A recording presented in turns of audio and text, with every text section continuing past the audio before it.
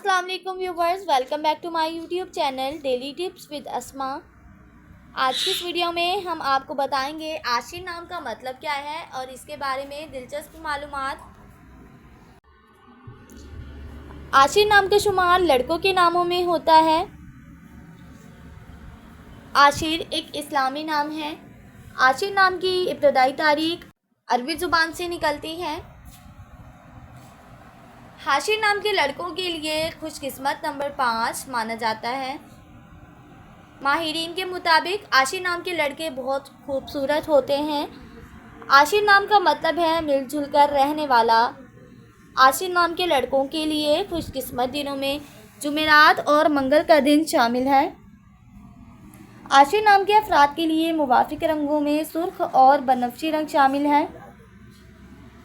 आशिर नाम के अफराद के लिए मुवाफिक पत्थरों में रूबी पत्थर शामिल है।